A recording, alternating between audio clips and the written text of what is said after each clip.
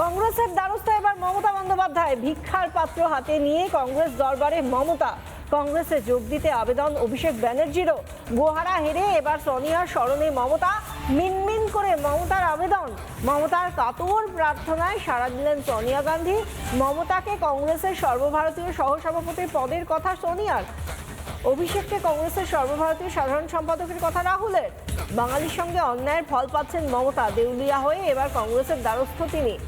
বাঙালি সঙ্গে তিনি যা করেছেন, বাংলার মানুষের সঙ্গে যা করেছেন, বাংলার মানুষ এই বিধানসভা নির্বাচনে তাকে সর্বশান্ত করে দিয়েছে। মমতা এখন সর্বশান্ত, হাতে ভিক্ষার পাত্র নিয়ে কংগ্রেসের দ্বারে দ্বারে ঘুরছেন। আর এই নিয়ে কংগ্রেস নেতা অধীর চৌধুরী কি বলছেন শুনুন।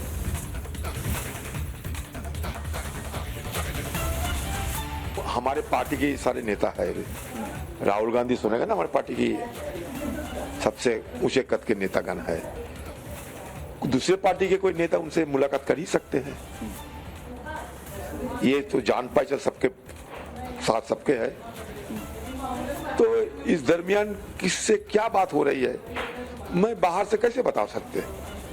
मैं ज्योतिष नहीं हूं ना, तो ये आप जैसे ये मतलब नैरेटिव बनाते हैं कि मर्जर हुआ, ये हो रहा है, ये मर्जर है या कुछ है मुझे जानकारी नहीं है। और बंगाल के साथ इससे जुड़े हुए हैं। शायद जब ये फैसला होगी औपचारिक तरीके से, कुछ विषय पे अगर फैसला हो तो हम सबको संज्ञान में जरूर लिया जाएगा।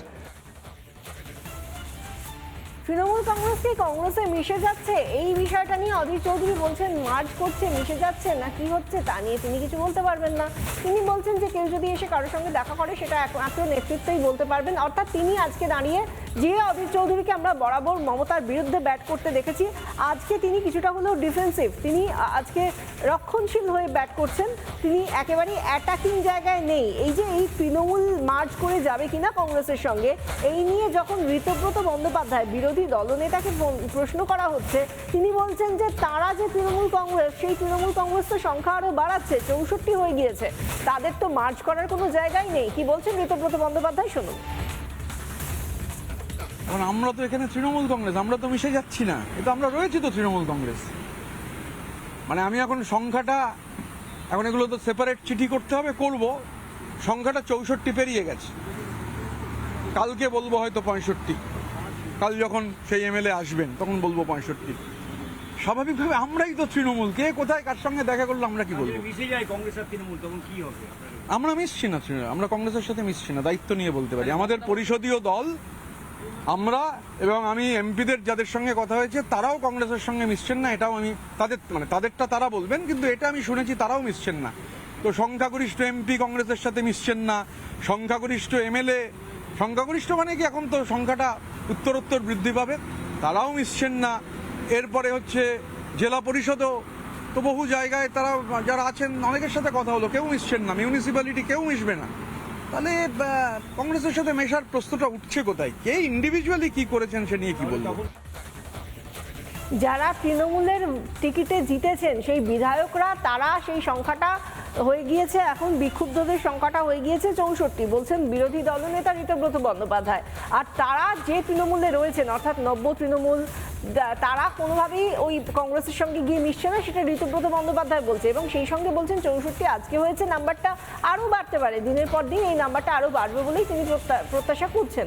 আর সেই জায়গা থেকে মমতা বন্দ্যোপাধ্যায়কে এবং অভিষেক বন্দ্যোপাধ্যায়কে নাকি সোনিয়া গান্ধী বলছেন যে তারা যাতে কংগ্রেসে এসে বড় পদ নেন। এবং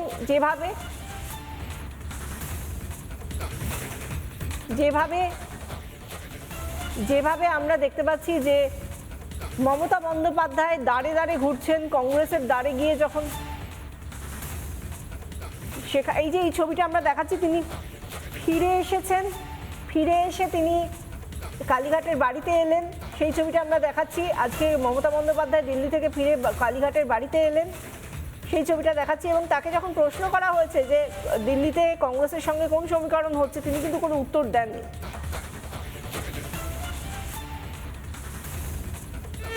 দিদি, আপনি কি কংগ্রেসে যোগ দিচ্ছেন?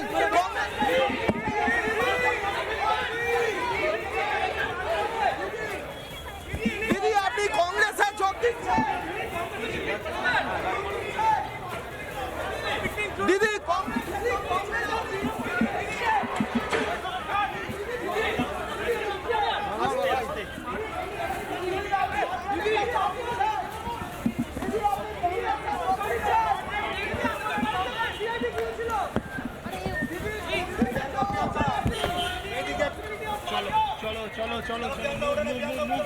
দিদি কংগ্রেসে যোগ দিচ্ছেন?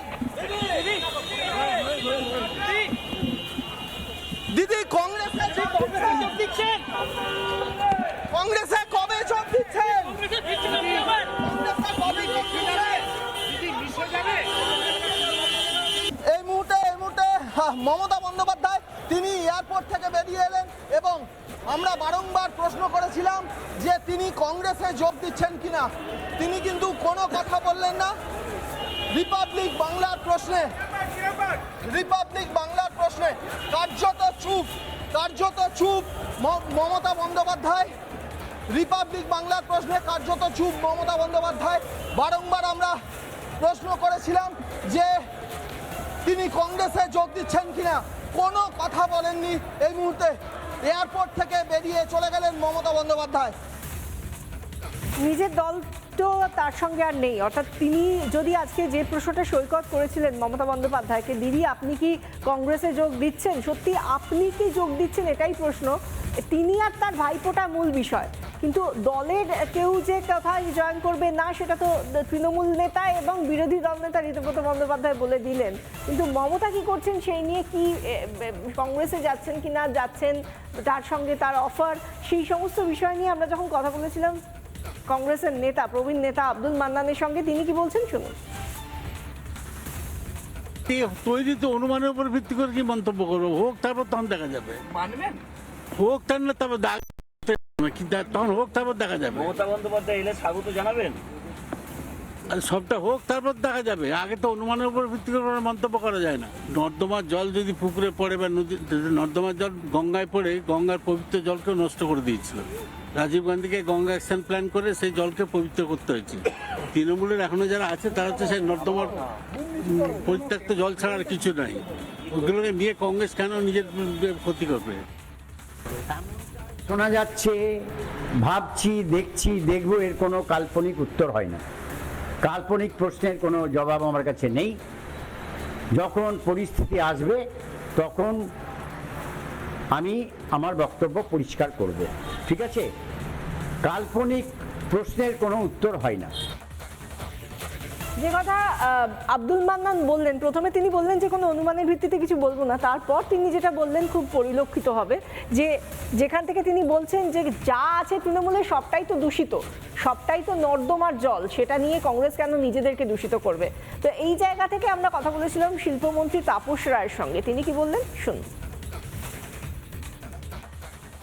বিপদে রয়েছে এখন ইন্ডি, এখন সোনিয়া গান্ধী, রাহুল গান্ধী, কিন্তু কংগ্রেসের সঙ্গেও কি করেছে না করেছে সেটা কেন্দ্রীয় কংগ্রেসের নেতৃত্ব, পশ্চিমবাংলার কংগ্রেসের নেতৃত্ব ধরে জানে, এবং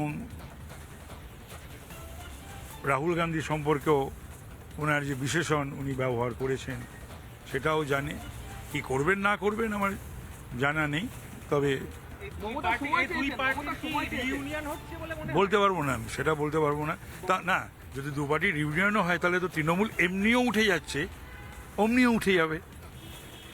কংগ্রেস তো আর মিশবে না তৃণমূলের সঙ্গে, তৃণমূল মিশবে কংগ্রেসের সঙ্গে।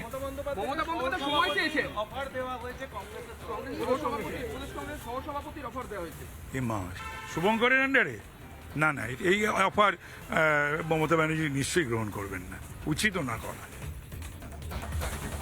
তৃণমূলের প্রাক্তন সাংসদ সুখেন্দু শেখর রায়ের সঙ্গে আমরা যখন টেলিফোনে যোগাযোগ করেছিলাম, তিনি বারবার মনে করালেন যতবার তৃণমূল কংগ্রেসের হাত ধরেছে ততবার কিন্তু বিশ্বাসঘাতকতা করেছে। কি বললেন তিনি শুনুন। আমি এই খবরটা কতদূর সত্য অথবা সত্য নয় আমার কোনো জ্ঞান ধারণা নেই। তবে আপনারা যখন বলছেন যদি ধরে নিই যে এরকম কোনো প্রস্তাব কংগ্রেস সভানেত্রীর পক্ষ থেকে দেওয়া হয়েছে, তাহলে ধরে নিতে হবে যে তিনি যেমন আজকে দলত্যাগ যারা করছেন বা আলাদা গোষ্ঠী করছেন দলের মধ্যে, তাদের নিয়ে তিনি এবং তার দলের যে অন্যান্য যারা আছেন তারা যেভাবে প্রতিবাদ মুখর হয়েছে, নানা নীতিজীবী ইত্যাদি কথা বলছেন, তো এর চেয়ে বড় নীতিহীনতা তো আর কিছু হতে পারে না। কারণ কংগ্রেসকে সিপিএম এর দালাল বলে কংগ্রেস পরিত্যাগ করে যিনি তৃণমূল কংগ্রেস গঠন করে বিজেপির সাহায্য নিয়ে বিজেপিকে বিচ্ছেদ করে আবার ফিরে আসা, কংগ্রেসের সঙ্গে কাজ ছড়া বাঁধা, একসঙ্গে জোট বেঁধে 2001 সালে নির্বাচনে অবতীর্ণ হওয়া, আবার 2011 সালে কংগ্রেসের সঙ্গে গাছছড়া বেঁধে 2009 সালে লোকসভায় কংগ্রেসের সঙ্গে গাছছড়া বেঁধে আবার কংগ্রেসের সরকার থেকে সমর্থন 2012 সালে প্রত্যাহার করে নেওয়া। এই যে আমি টাইম লাইনটা বলছি, এই যে ধারাবাহিকতা, কিন্তু সবই তো বিশ্বাসঘাতকতার ধারাবাহিকতা। ভিক্ষার পাত্র হাতে আজ কংগ্রেসের দরবারে মমতা বন্দ্যোপাধ্যায়। এই নিয়ে আমরা কথা বলেছিলাম পঞ্চায়েত মন্ত্রী দিলীপ ঘোষের সঙ্গে, তিনি কি বললেন শুনুন। কংগ্রেসের একটা কালচার আছে, বহু পার্টি কংগ্রেস থেকে বেরিয়েছে, পরে আবার কংগ্রেসে বিলয় হয়ে গেছে। এটা যদি হয় তাহলে অসম্ভব কিছু না, স্বাভাবিকই আছে এটা। তো কংগ্রেসের যে ভেতরের অন্তর্দ্বন্দ্ব, তার ফলে বহু নেতা আলাদা হয়েছেন, ছিলেন প্রণববাবু এরকম ছিলেন, এরকম একাধিক নেতা কংগ্রেস কালচারের যারা আছেন তারা কংগ্রেস থেকে বেরিয়ে যেতে পারেন না, আবার ফিরে আসেন। আমার মনে হয় সেটাই হচ্ছে পরিসমাপ্তি, পরিক্রমা এখানে শেষ করে। অনেকেই এটা বলতেন টিএমসির একদিন ভবিষ্যৎ এরকম আছে বাংলা কংগ্রেসের মতো হয়ে যাবে, নামও থাকবে না। আমার মনে হয় সেই সময়টা এসে গেছে। নানা ধরনের কন্টেন্ট দেখার জন্য লাইক করুন, শেয়ার করুন আমাদের ফেসবুক পেজ, সাবস্ক্রাইব করুন আমাদের ইউটিউব চ্যানেল। পাশাপাশি অন্যান্য ব্রেকিং নিউজের জন্য অবশ্যই চোখ রাখুন রিপাবলিক বাংলায়।